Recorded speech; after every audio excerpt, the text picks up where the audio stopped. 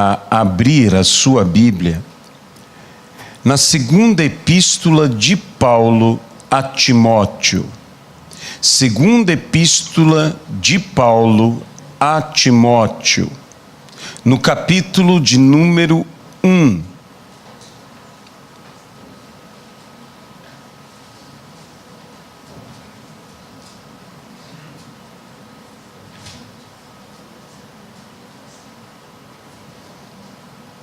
A partir do versículo de número 3 ao versículo de número 6.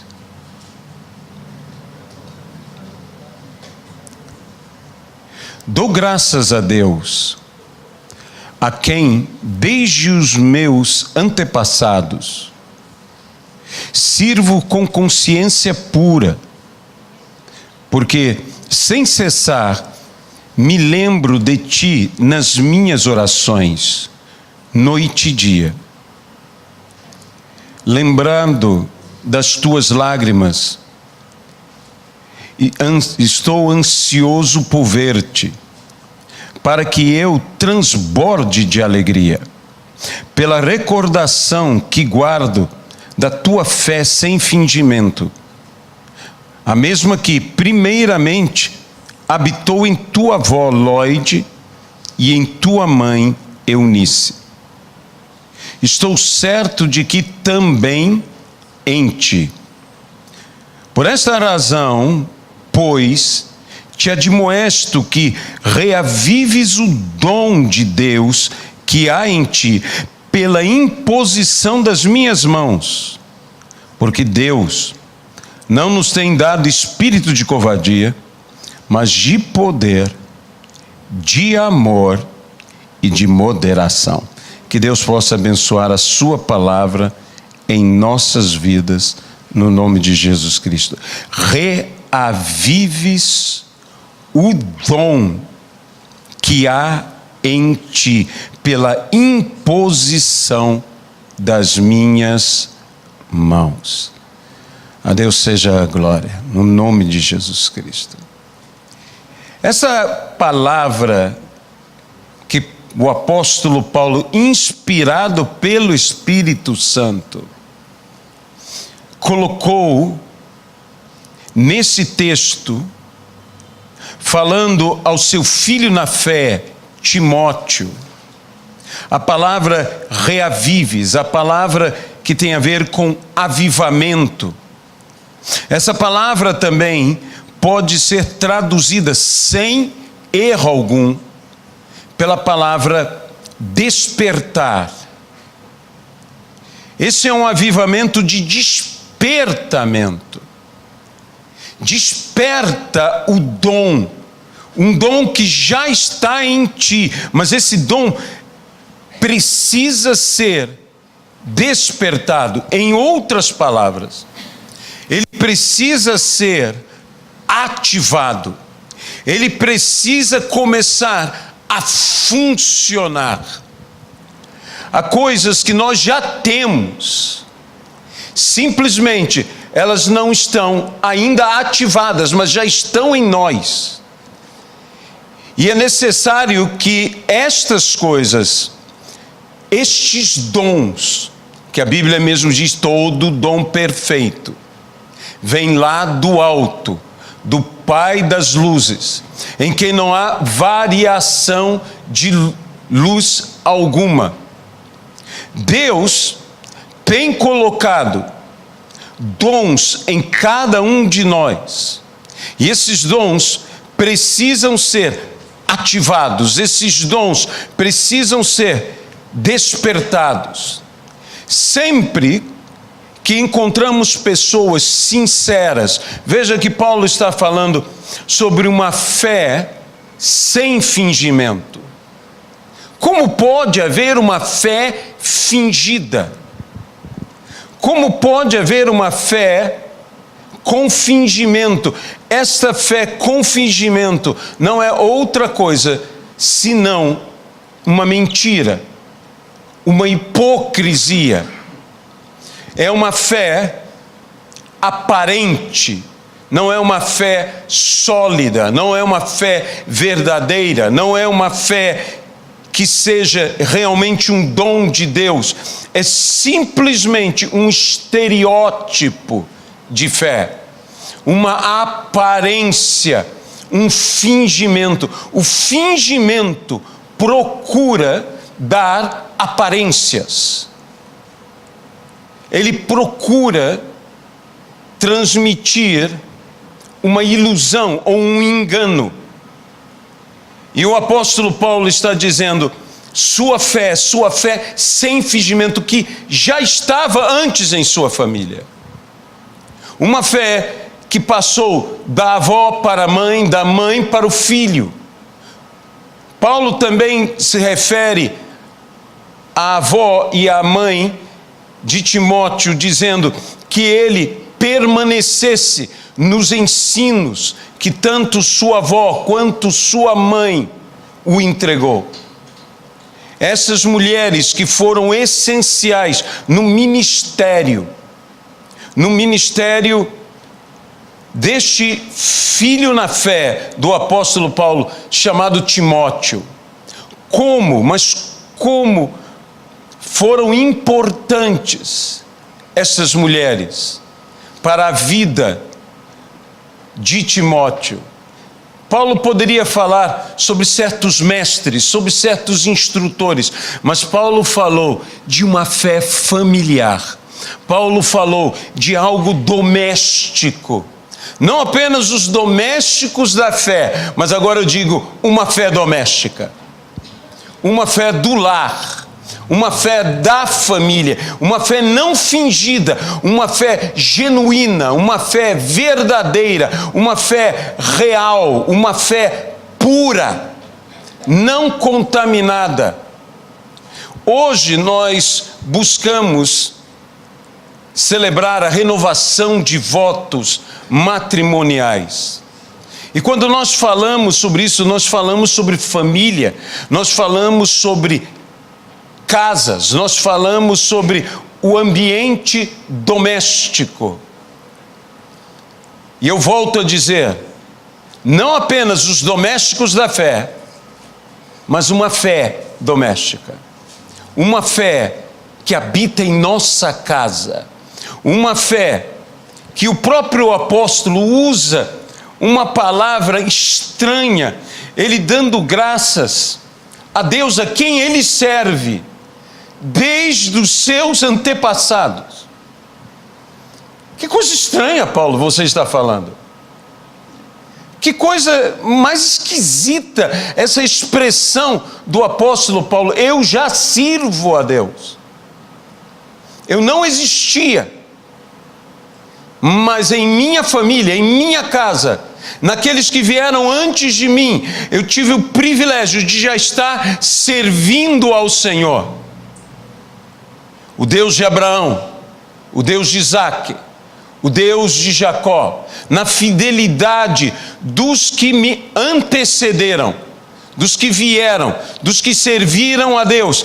E eu sou consequência deste serviço, consequência desta fé doméstica, desta fé da família, desta fé geracional, desta fé que já é uma fé antepassada, como o famoso hino Deus dos antigos. É estranho nós pensarmos, eu já sirvo a Deus, porque o meu serviço ao Senhor, a minha fé diante do Senhor já estava presente na minha família, na minha casa. Eu quero dizer uma coisa, nós não temos uma ideia plena da bênção que Deus tem para uma família, da bênção que Deus tem para gerações. Quando Paulo fala que sirvo, ele serve com uma consciência pura. Quando Paulo diz que desde seus antepassados, Quando Paulo fala estas coisas, Paulo está falando de uma bênção geracional, de uma bênção que permanece, de uma fé que não se perde, de uma fé que não é diluída, que não é enfraquecida, uma fé que permaneceu autêntica, sem fingimento nenhum. Tua avó não fingia, tua mãe não fingia, e você também não finge. A tua fé é uma fé verdadeira, é uma fé autêntica. Eu oro a Deus para que nós tenhamos isso, que nós tenhamos uma fé autêntica, não uma fé manipuladora, não uma fé enganadora, não uma fé fingida. Gente, uma das coisas mais irritantes que existe, pelo menos para meu tipo de caráter, é alguém fingido. Eu gosto das coisas com clareza, com transparência. Se você não gosta, mas não gosta de algo, diga que não gosta. Aquela coisa de fazer sempre o discurso politicamente correto, sempre dizendo, não, nós temos que ser compreensivos. Sim, temos que ser compreensivos. Nós temos que ser amorosos. Sim, nós temos que ser amorosos. Então, nós temos que aceitar por amor. O amor aceita tudo. Aí já começa uma mentira. Amor que é verdadeiro, o amor não aceita tudo. Deus nos disciplina porque nos ama. Há um amor que não aceita, há um amor que disciplina, há um amor que nos afronta, que nos combate, há um amor que nos repreende. Por quê? Porque nos ama. Porque de fato nos ama. Então, neste ambiente que Paulo cita, o ambiente familiar, o ambiente dessas extraordinárias mulheres, a avó e a mãe de Timóteo, a fé que cada uma delas manifestou, a fé sem fingimento algum, essas mulheres que conheceram a palavra, essas mulheres que perseveraram na palavra, essas mulheres que andaram na palavra, essas mulheres que legaram uma herança de fé. Quem lê a história do grande avivalista John Wesley, perceberá que, como dizem alguns escritores, se há um trono nos céus para os irmãos Wesley, a saber, John Wesley e Charles Wesley, João Wesley e Carlos Wesley, há um trono no céu, para estes dois, existe um trono mais alto para sua mãe. Porque aqueles que conheceram a mãe do grande avivalista, John Wesley, a mãe, portanto, de seu irmão, o grande músico, que compôs hinos e mais hinos. Um deles que nós muitas vezes cantamos, que, se eu não estou equivocado, Cristo já ressuscitou. É um dos hinos deste compositor tremendo, que foi o irmão de John Wesley. Homens que fizeram uma revolução em sua nação, enquanto estiveram vivos, que produziram um verdadeiro, um genuíno avivamento. Mas isto veio do lar, isto veio da casa, isto veio de seu pai, de sua mãe, isto veio da ministração de sua mãe aos seus filhos. Eles aprenderam o caminho da fé com sua mãe. E aqui Paulo está citando algo muito semelhante quanto a Timóteo, algo muito semelhante quanto a mãe, a avó de Timóteo. Meus irmãos, Deus tem um projeto para as nossas famílias. Deus tem um projeto, e Deus é um Deus, eu volto a dizer, geracional. O Deus de Abraão, o Deus de Isaac, o Deus de Jacó. A bênção que nós temos para a nossa família não é bênção pequena. A Bíblia diz: lembrar-me-ei, amaldiçoarei até a 4ª geração daqueles que me aborrecem, e abençoarei até milhares de gerações daqueles que me agradam. Nós temos que abençoar, nós temos que deixar uma bênção na nossa família. Não é para uma, não é para 2, não é para 3 gerações. Você não abençoa até a geração que você vê, você abençoa a geração que você não vê, você abençoa até milhares de gerações. A bênção do Senhor é tão grande na tua vida que ela abençoa a tua família até milhares de gerações. De Abraão vieram muitas gerações até os dias de hoje, e Deus tem abençoado todas essas gerações por causa da bênção de Abraão. Abraão deixou uma bênção e que diz: em ti serão benditas todas as famílias da terra. Abraão não abençoou apenas sua família, Abraão abençoou todas as famílias da terra. Esse é um nível de bênção que Deus deseja em nossas vidas. Às vezes nós somos, como a Bíblia diz, estes são cegos, enxergando só o que está perto. Não enxergue apenas o que está perto.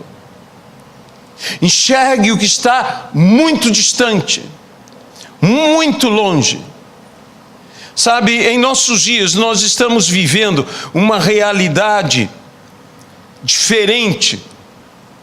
Muitas pessoas, por causa de diversos sinais, estão dizendo: próximo está o Senhor de vir. E estamos sendo um pouco imediatistas em tudo que fazemos. Mas entenda bem, a visão de Deus é uma visão eterna, não é apenas uma visão imediatista. E nós temos que olhar com os olhos do Senhor. E quando nós formos olhar com os olhos do Senhor, ou olhar por meio da visão do Senhor, ou melhor dizendo, pela revelação que esta visão nos dá, porque o Senhor nos abre os olhos, o Senhor nos tira a venda, o Senhor nos dá a revelação. Mas Paulo fala de um avivamento, ou de um reavivamento, de um despertamento, que é necessário despertar algo que está adormecido em nós. Potencialmente ali está, na realidade já existe, mas ele precisa ser ativado. Alguns estudiosos da língua grega dizem que este reavives é como avivar um fogo por um sopro. A imposição de mãos, nós usamos muito pouco o que a Bíblia nos fala sobre a imposição de mãos. A imposição de mãos tem a ver com a consagração ministerial. A imposição de mãos tem a ver com a transmissão de uma bênção específica. A imposição de mãos tem a ver com o recebimento da cura divina. A imposição de mãos tem a ver com o derramamento do Espírito Santo, a plenitude, o enchimento, o batismo no Espírito Santo. A imposição de mãos tem a ver com libertação. A imposição de mãos é algo que é mais do que um ato litúrgico. É um ato de fé, é uma ativação em cada vida, em cada pessoa. Nós precisamos praticar imposição de mãos. Nós precisamos, e quando nós praticarmos isto, veja, o dom de Deus, que existe na minha vida, que existe na tua vida, ele será reavivado. Ele acenderá de novo. Muitos, mas muitos, desejam um real e genuíno avivamento para a Igreja de Cristo.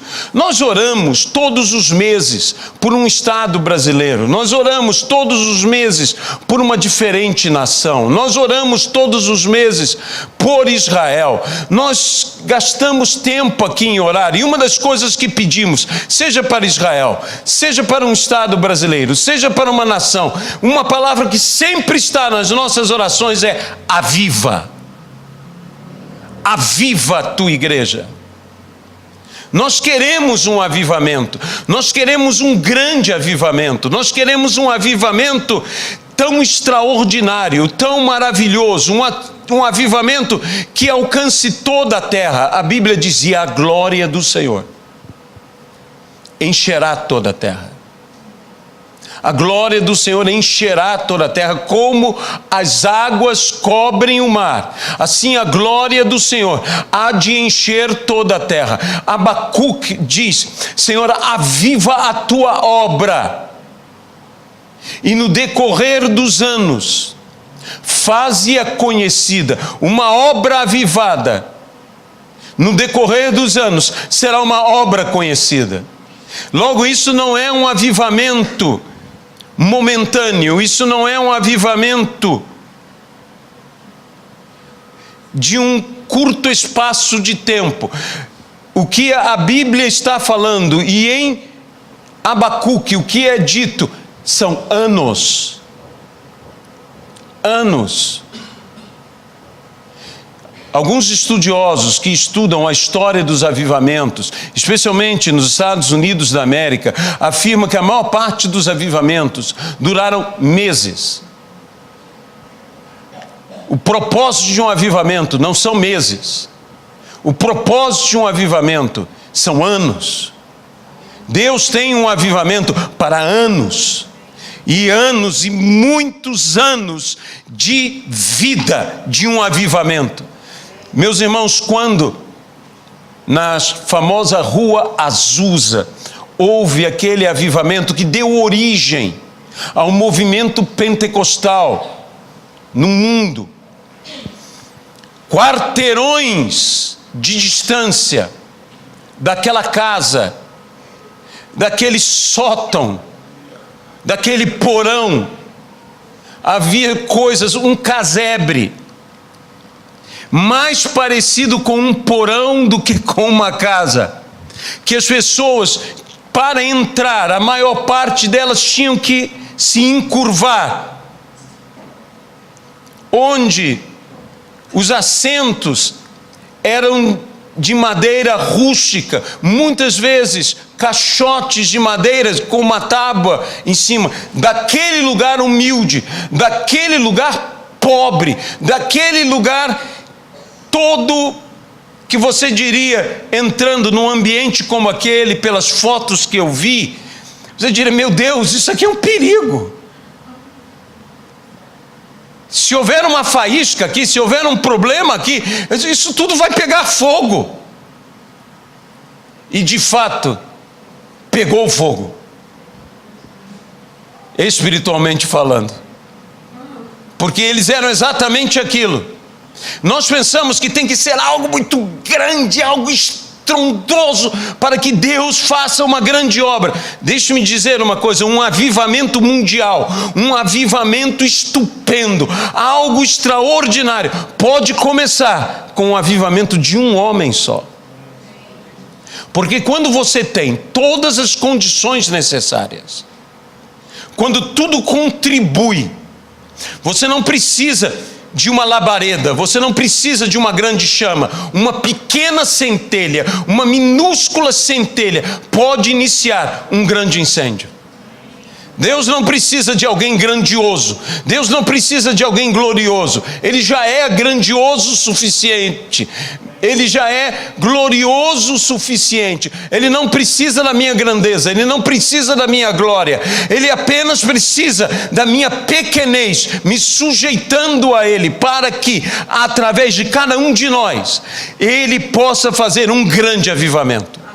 A palavra que eu quero trazer hoje aqui é avivamento. Avivamento para as famílias, avivamento para os ministérios, avivamento acima de tudo para cada um de nós. Eu preciso de um grande avivamento. Eu creio que você também almeja um grande avivamento. Eu não quero colocar limites ao Senhor. Eu não quero dizer ao Senhor, faz um avivamento, mas um avivamento nos padrões, nas formas, nos estereótipos, nos modelos de avivamento que eu aceito. Por vezes Deus fará um avivamento de uma forma que nos escandalizará. Quando você está cheio de vida, você faz coisas porque você está como embriagado pela vida. Quando você está cheio de gozo, cheio de felicidade, você é tomado de um sentimento, de uma liberdade. Sabe, nós temos que ter uma liberdade para ser feliz. Eu não estou dizendo que nós não possamos passar aflições, eu não estou dizendo que nós não possamos passar dificuldades, eu não estou dizendo que nós não enfrentamos essas coisas, que isso não faz parte da nossa vida. Paulo a Timóteo, na primeira epístola, antes de dar esse texto, Paulo disse na primeira epístola, disse: não desprezes, Timóteo, não desprezes o dom que há em ti. Não desprezes esse dom, o qual foi te dado por profecia, pela ou com a imposição de mãos do presbitério. Havia um dom que agora, aqui na segunda epístola, Paulo diz: aviva este dom, ativa este dom. Esse dom por profecia te foi dado, mas você precisa ativá-lo. Ele foi dado com profecia e com imposição de mãos, e agora novamente com imposição de mãos. Esse dom tem que ser despertado. A palavra pode ser aqui incitado, a palavra pode ser aqui despertado, a palavra pode ser aqui impulsionado, acima de tudo ativado. Há algo que incita o dom, faz com que o dom se manifeste. Meus irmãos, nós carecemos de uma dose de sobrenatural. Nós carecemos de uma dose de sobrenatural. Muitas vezes nós estamos muito equilibrados, muito coerentes, muito racionais. E nós precisamos romper com a nossa racionalidade, romper com a nossa humanidade. É necessário que venha o sobrenatural de Deus, o ativar o dom por um toque sobrenatural. Não é apenas a questão das mãos do apóstolo Paulo, mas é a questão do mover de Deus. Do mover de Deus. Meu amigo e amigo desta casa, que já esteve aqui algumas vezes, pastor Hugo Weiss, ele, quando iniciou o seu ministério, e esses dias eu pude compartilhar nas redes sociais da igreja as bênçãos que Deus está fazendo no ministério do pastor Hugo, e nós nos alegramos. A Bíblia diz: quando o Senhor abençoar a um, que todos se alegrem com ele, porque nós somos um corpo só. o pastor Hugo Weiss, o ministério dele, a igreja dele, nesses primeiros 6 meses do ano, abriram 9 novas igrejas. 9 novas igrejas. Algo maravilhoso, algo extraordinário.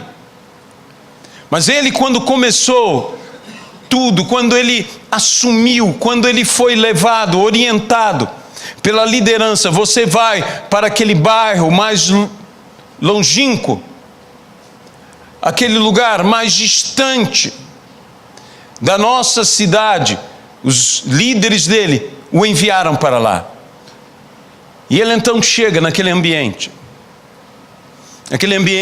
difícil de se trabalhar, naquele lugar humilde, terra de chão batido, e ali ele vai começar o seu ministério, e se esforça muito, e usa todos os recursos que ele possuía, que ele conhecia, e trabalha, e vê a ineficácia, não atingindo o que ele deseja atingir. Então Hugo entra numa luta, entra numa consagração, numa entrega, busca o Senhor, entra no seu quarto, fecha a sua porta e de repente recebe uma visitação poderosíssima do Espírito Santo. Naquele ambiente, naquele quarto, depois de muitos dias de jejum, ele recebe uma visitação do Senhor. E o Senhor diz a ele: eu farei uma obra, eu avivarei, eu salvarei muitas vidas. Muitas vidas eu irei salvar na sua igreja. E Hugo então se anima, ele renova suas forças, ele se encoraja, ele vai e diz: é agora, hoje Deus vai fazer algo maravilhoso. E o que ele esperava? Que Deus operasse da maneira que ele estava acostumado a operar. E de repente a igreja fica de ponta cabeça, a igreja fica de cabeça para baixo, não há ordem, tudo perdeu o controle, as pessoas começam a correr de um lado para o outro, pessoas começam a gritar, a gente que começa a rolar no chão, e Hugo olha assim e diz: meu Deus, está todo mundo endemoniado. O que aconteceu? O impacto foi tão grande que aquelas pessoas perderam o controle, perderam totalmente o controle. E ele olhava tudo aquilo e ele disse: Aloysio, comigo nunca aconteceu. Eu disse a ele: eu te entendo, porque essas coisas eu vejo, meus irmãos, você não tem ideia como eu quero, como eu gosto, mas eu não sei, parece que quando há esse mover, que todo mundo é cheio do Espírito Santo, e tem gente que cai pelo chão e tudo mais, eu me sinto igual o salmista: caiam 1000 ao teu lado e 10.000 à tua direita, tu nunca serás atingido. É assim que eu me sinto, porque eu vejo aquele mover todo de Deus e tudo mais, uma coisa extraordinária. Nós, às vezes, não estamos prontos para o despertamento. O despertamento nos pega de surpresa. O despertamento nos leva a uma condição... A igreja não conseguiu entender o que estava acontecendo na Azusa, naquela rua. Eram loucos demais. Aquela gente falava uma língua esquisita.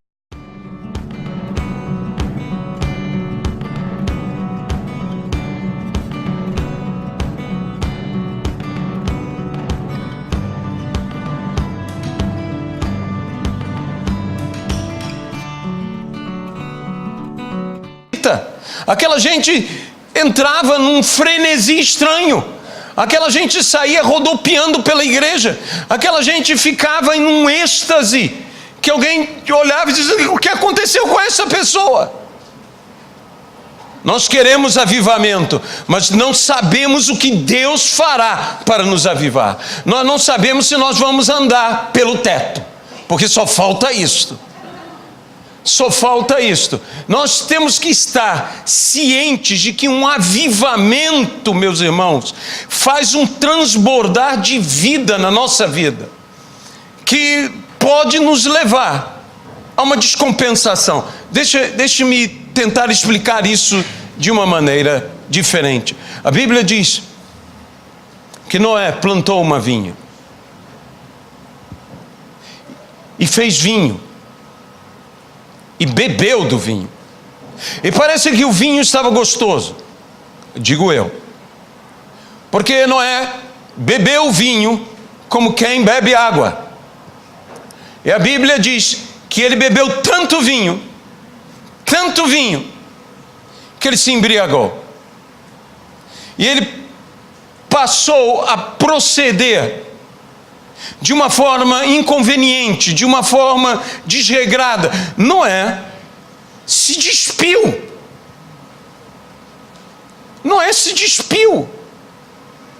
Sabe, a Bíblia diz o motivo de tudo isso acontecer: porque ele não estava acostumado. Sabe, às vezes nós somos cheios do Espírito Santo, mas nós não estamos acostumados. E nós agimos inconvenientemente. Nós erramos. Por quê? Porque nós não estamos acostumados. Eu ouvi o testemunho de um grande avivalista sul-africano que vive atualmente nos Estados Unidos da América, Rodney Howard-Browne, mais conhecido como Ronnie Brown. Ele disse que a primeira coisa que ele teve que aprender quando Deus começou a fazer um mover na vida dele, ele teve que aprender a se controlar. Ele teve que aprender, entre outras coisas, a ficar de pé. Porque também é tão bom quando Deus ministra a nós, também é tão bom quando Deus faz algo em nós, que nós queremos nos entregar, mas existe um propósito, e o grande propósito de qualquer avivamento é ganhar almas. E se você só ficar recebendo, você não chegará ao propósito. Eu estive num congresso há muitos anos, em que um homem de Deus, do México, um homem muito usado pelo Senhor, ele chegou a uma multidão de 22 mil jovens, e ele disse: emocione-se em Deus, emocione-se, e resultado, todo mundo se emocionou, gente ria, gente chorava, gente isso, gente aquilo, foi muito bonito. Parou nisso. Nós não podemos parar nisso. O objetivo do avivamento não é que você ria. O objetivo do avivamento não é que você chore. O objetivo de um avivamento é que todos sejamos transformados e possamos chegar à vontade de Deus, é que todo homem seja salvo e chegue ao pleno conhecimento da verdade. Isso é avivamento. Se não houver isto, é entusiasmo. Entusiasmo é bom. Entusiasmo é maravilhoso. Festa é bom. Festa é maravilhosa, e queira Deus que haja festa, mas há propósitos a serem alcançados, há um propósito maior, e o propósito maior é que vidas sejam salvas. Nós aqui, quando fazemos essa oração de renovar os votos, de renovar compromissos, eu tenho para mim que uma renovação de aliança deve seguir o padrão de renovação de aliança de Deus. Deus, quando renovava sua aliança, seus compromissos para com Abraão, ele não renovava simplesmente afirmando assim: o que eu te prometi eu vou cumprir. Mas ele trazia novas promessas, além das velhas promessas. Quando nós renovamos, nós nos comprometemos ainda mais. Nos comprometemos mais com a nossa família.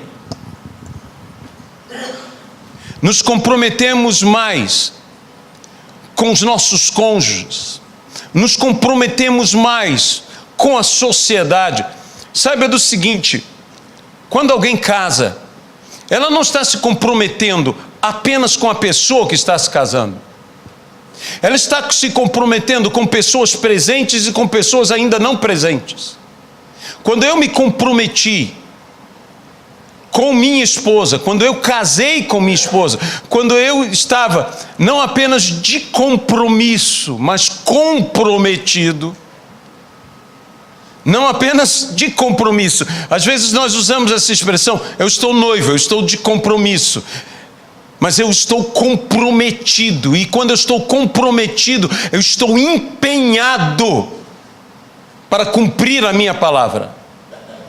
Eu me comprometi com ela, mas eu me comprometi com tudo que tinha a ver com ela, com toda a sua família, com toda a sua vida. Eu me comprometi com a minha família.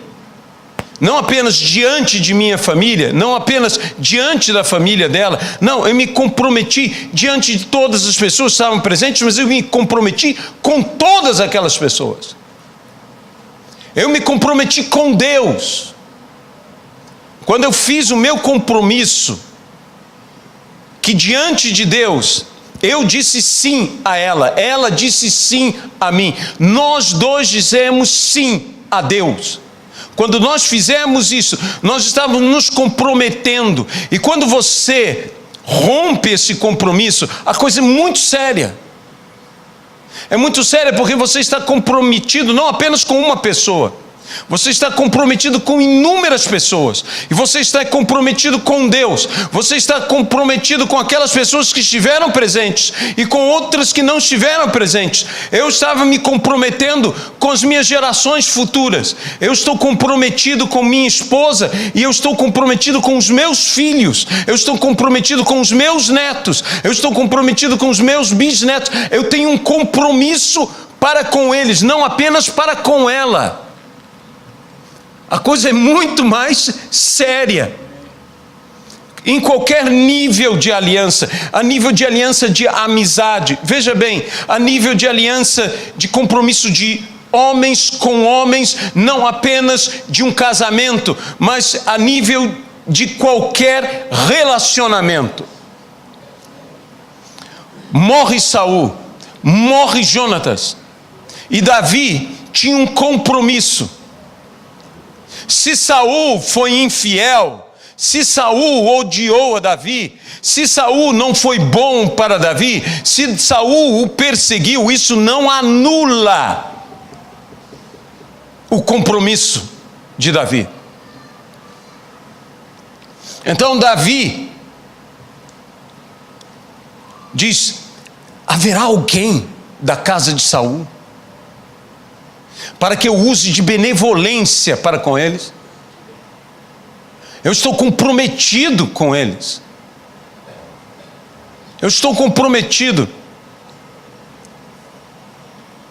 Há muitas pessoas que se converteram mais tarde e às vezes dizem: se eu soubesse, se Deus estivesse comigo e eu estivesse com Deus em tempos do meu passado, eu teria agido diferente, eu teria feito diferente, eu teria agido diferente para com os meus pais, eu teria feito diferente para com os meus avós, eu teria sido diferente, eu teria um conhecimento que me levaria a uma atitude diferente.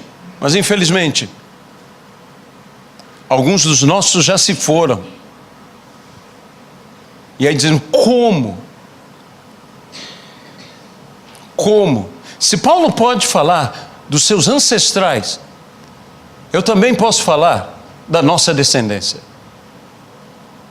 Porque esse é um caminho que os dois lados são caminhos de bênção. E nós devemos compreender que nós honramos, não apenas honrando a pessoa, mas honrando tudo que vem daquela pessoa. E todos que procedem daquela pessoa. É uma verdade que se você quer ser bom para comigo, seja bom para os meus, e você estará sendo bom para comigo. A Bíblia fala: trate bem dos filhos, e você ganhará os pais. Se você trata mal os filhos, você só consegue uma coisa dos pais: inimizade. até mesmo ódio ou vingança. Mas se você trata bem os filhos, você consegue, você conquista os pais. Você quer conquistar os pais, conquiste os pais através dos filhos. Quando o famoso apóstolo da Irlanda, Patrício, São Patrício, entrou na Irlanda, ele começou cuidando das crianças, ele começou falando às crianças, e ele começou evangelizando as crianças, e tamanha era a transformação do comportamento das crianças, que os pais iam se encontrar com o famoso São Patrício. Patrício foi um homem que foi um escravo, ele foi prisioneiro na Irlanda. Ele foi escravo, ele foi maltratado. Quando ele conseguiu escapar, quando ele conseguiu a sua liberdade, ele vai para a Inglaterra e ele volta para a Irlanda. Ele volta para a Irlanda com um propósito de ganhar a Irlanda para Cristo. E meus irmãos, saiba do seguinte: este homem ganhou a Irlanda. Nós estamos falando de uma nação toda pagã, toda entregue a um culto mágico, ocultista. E esse homem vai, e os batismos nas águas eram tão grandes, que era impossível um homem batizar. Então ele ordenava que todos ficassem de pé nos rios. E quando ele era um batismo por atacado, vamos dizer assim, ele fazia um sinal: agora, mergulhando todo mundo. E todo mundo mergulhava e levantava: vocês estão batizados. Porque era impossível batizar aldeias, cidades inteiras. Se isso não é avivamento, eu não sei o que é avivamento. Ele teve que ensinar, eles não conseguiam entender o conceito da Trindade. Este homem pega aquele trevo de 3 folhas, um trevo comum, e ele começa a ensinar a Trindade através daquele trevo. Ele diz: Deus Pai, Deus Filho, Deus Espírito Santo, mas um só, é um só, é um só, é um só. Quando eles começaram a ver isso, e hoje, qual é o símbolo da Irlanda? É o trevo de 3 folhas. Um ensino, um discipulado se tornou tão forte, que se tornou o símbolo nacional. Meus irmãos, nós podemos mudar a nossa nação. Se um homem sozinho pôde fazer isso, porque no ambiente certo, com as condições certas, basta uma pequena centelha para fazer um grande incêndio. Isto é avivamento. Isso é avivamento. Não é pela nossa grandiosidade, é pelas condições propícias de um grande avivamento. De um grande avivamento. Realmente, vamos crer no que Deus pode fazer. Sabe, Deus abençoou tanto esse homem, Patrício, São Patrício, que na época dele, as pessoas, quando viviam muito, chegavam aos 50 anos. Que era normal pessoas morrerem aos 30 e poucos, 40 anos de idade. Ele morreu com 120. Eu não imagino ele nos nossos dias. Nós viríamos um homem viver 200 anos. Ele morreu com 120 anos. Era grande o seu trabalho, era grande o propósito que Deus tinha na vida dele. Nós às vezes temos uns preconceitos muito grandes com a história dos santos, mas foram homens e mulheres que fizeram uma revolução. É errado canonizarem, é errado beatificarem, é errado adorarem esses homens, mas esses homens e mulheres foram grandes servos e servas do Senhor Jesus Cristo, e a Deus seja a glória pela vida deles. pela vida deles. Eles transformaram, eles mudaram. Que coisa impressionante para mim imaginar. Seria como hoje, países que tem uma minoria ou não tem cristãos, e de repente um homem entra naquele país. Pense nisto.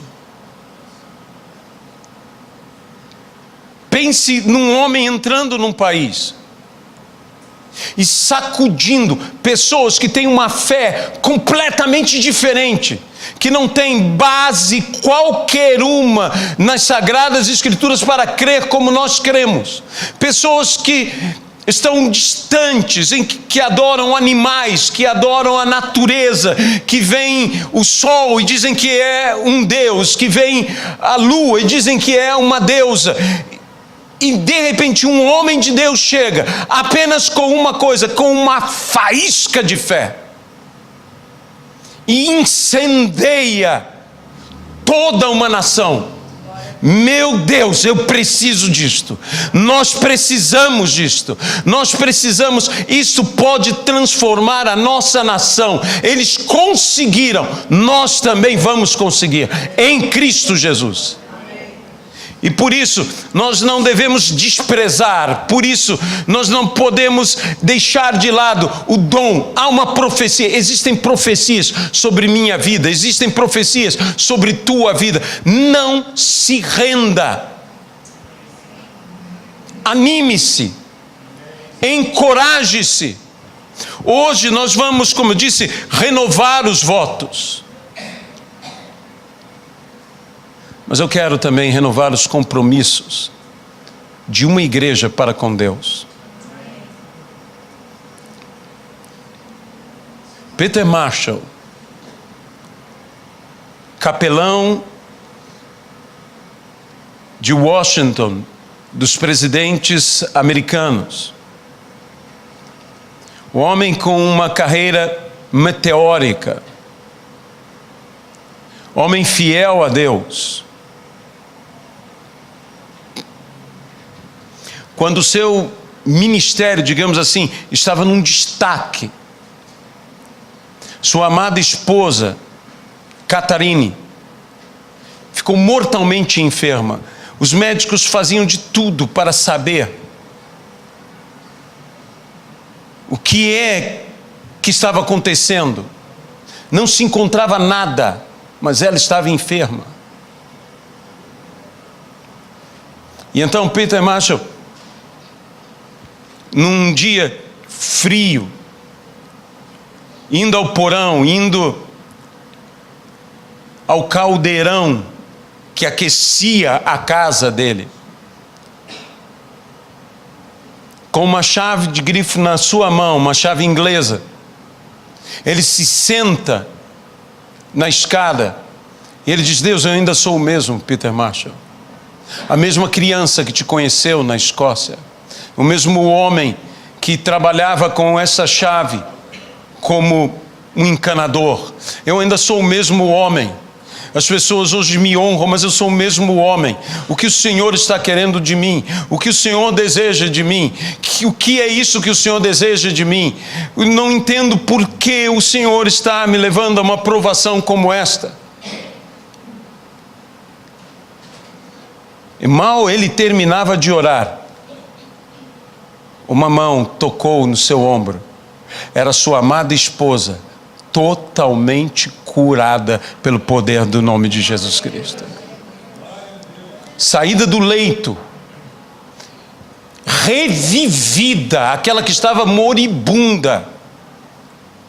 David Wilkerson viveu um episódio semelhante. Eu lia um testemunho de David Wilkerson, quando ele, numa daquelas estradas, sabe, os Estados Unidos têm algumas estradas maravilhosas no meio do nada. Você atravessa um deserto, e quando você está atravessando aquele deserto, você pensa assim: meu Deus, se algo acontece aqui, a quem? Como? Você olha de um lado, nada. Olha do outro, nada. Olha para frente, em algum lugar chega. Olha para trás, você diz, bem, eu vim, mas nem vejo mais de onde eu vim. No meio do nada, quebra o carro. E para piorar, ele estava indo com sua esposa, e sua esposa estava passando mal. E ele vê a sua esposa indo embora, morrendo aos poucos. Entra numa situação desesperadora. Ele abre a porta do carro, ele se joga no chão e diz, Deus, por que isto? Eu não obedeci tudo, eu não fiz tudo que o Senhor me ordenou, tudo que o Senhor me mandou. Ele já era o grande David Wilkerson, o famoso David Wilkerson, conhecido no mundo inteiro.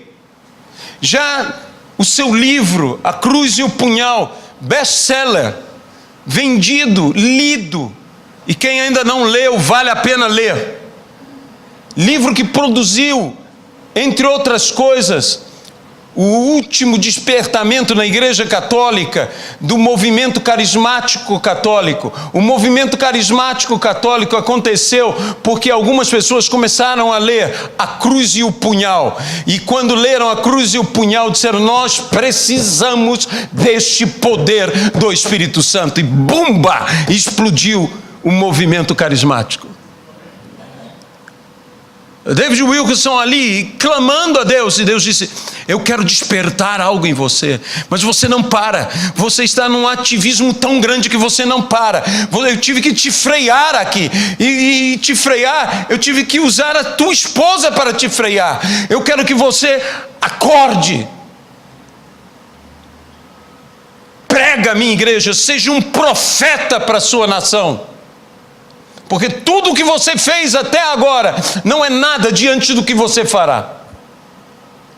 E quando ele diz amém a Deus, sua esposa se levanta e diz, Deus falou contigo? E ele disse, falou comigo. E ela disse, eu sei exatamente, porque ele falou a mesma coisa comigo. E da próxima vez eu disse que você que vai ficar doente. Não é? Eu quero falar com você, ele faz eu ficar doente. E ali estava ela, curada, ali estava ela. Meus irmãos, Deus deseja nos despertar. Deus não é mau. Deus não é perverso. Deus disciplina aqueles que Ele ama.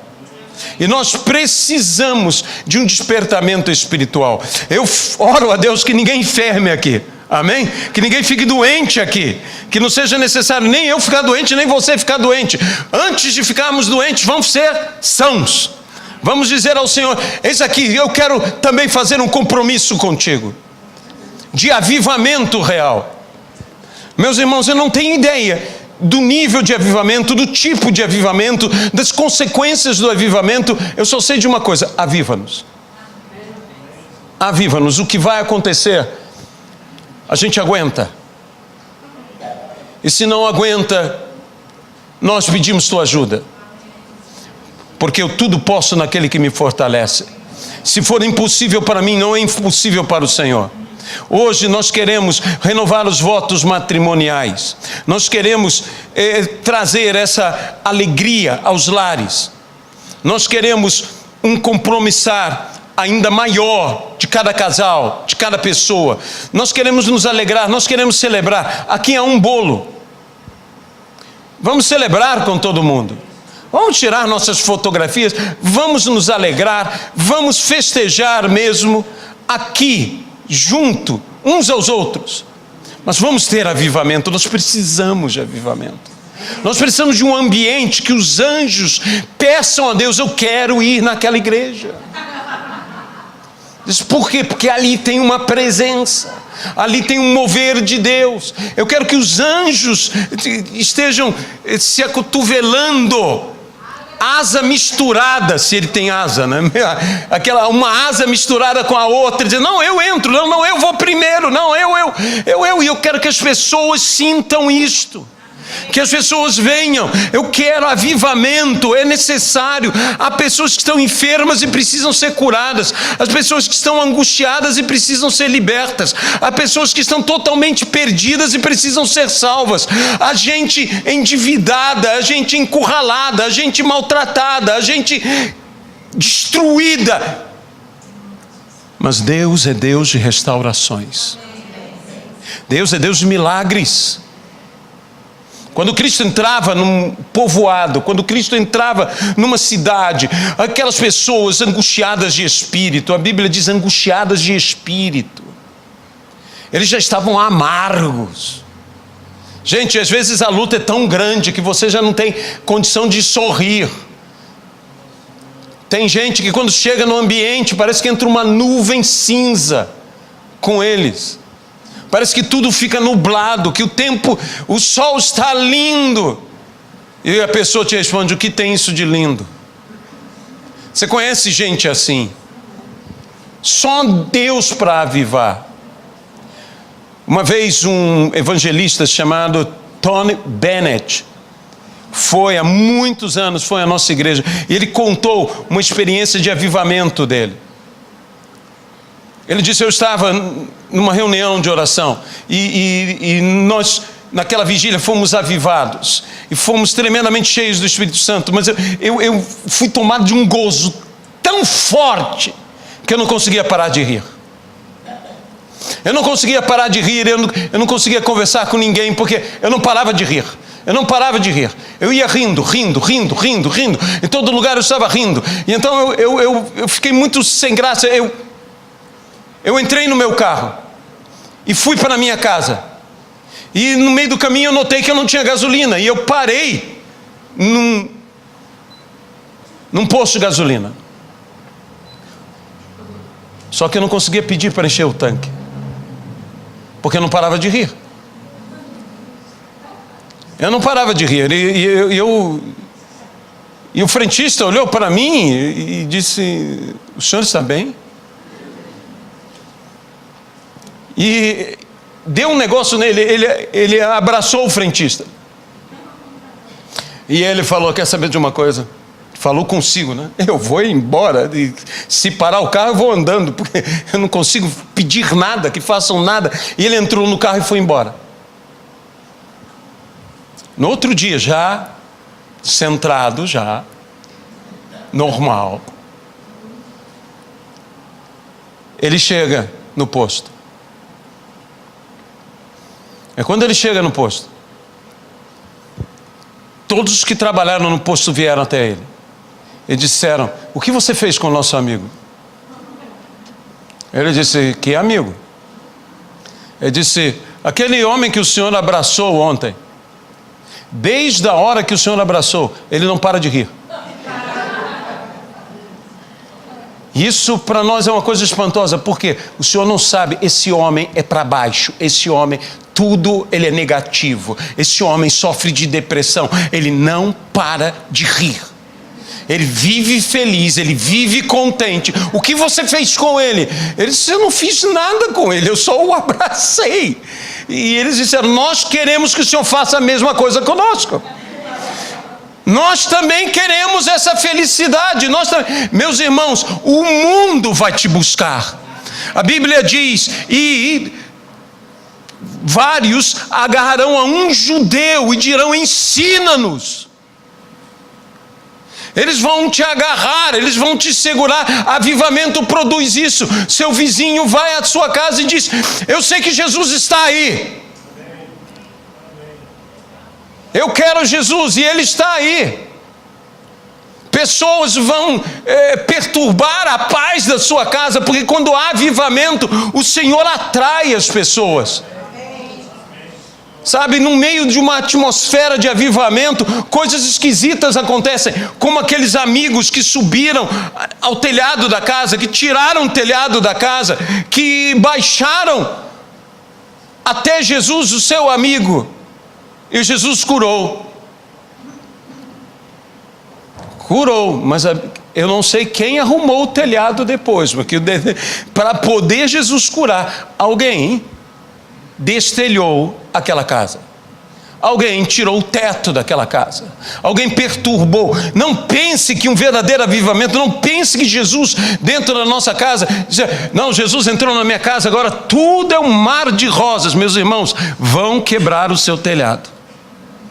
Porque Jesus está na tua casa. Porque se ele não estivesse na tua casa, ninguém quebrava o teu telhado.